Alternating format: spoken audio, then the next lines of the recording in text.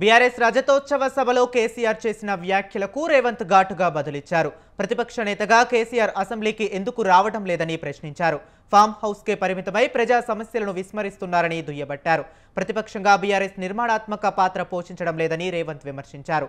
10 ఏళ్లు రాష్ట్రాన్ని దోచుకొని ఇప్పుడు మమ్మల్ని తెలంగాణ ద్రోహులు అంటారా అంటూ ఆగ్రహం వ్యక్తం చేశారు.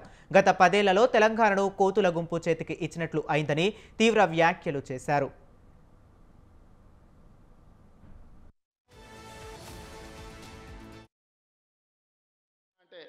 ఏంది అని వెనక్కి తిరిగిపోయి కలిసి మాట్లాడి వాళ్ళ సమస్యలు తెలుసుకొని పరిష్కరించే ప్రయత్నం చేస్తున్నా కదా.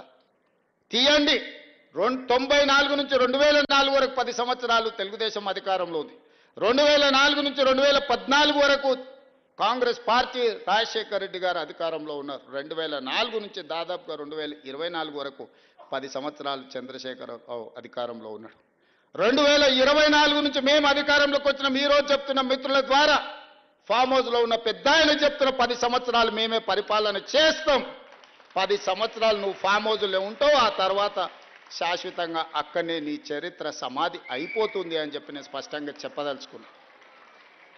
ప్రజలు విఘ్నులు, ప్రజలకు పరిపాలన తెలుసు. ప్రజలు ఎవరు ఏం చేస్తున్నారో, ఎవరు ఏం మాట్లాడుతున్నారో, ఎవరి ఆలోచన ఎట్లుందో ప్రజలు తెలియనంత అమాయకులా. కొట్లాడి తెచ్చుకున్న తెలంగాణ కోతుల గుంపు కప్పజెప్పినట్టయింది మొదటి 10 సంవత్సరాలు.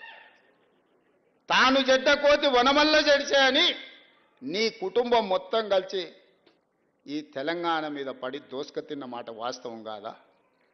అందుకే ఈరోజు సూటిగా వారికి విజ్ఞప్తి చేస్తున్నా. కాళేశ్వరం మీద చర్చ చేద్దామా? ఉచిత బస్సు ఆడబిడ్డలకు ఇచ్చిన దాని మీద చర్చ చేద్దామా? రైతు రుణమాఫీ మీద చర్చ చేద్దామా? రైతు బంధు మీద చర్చ చేద్దామా?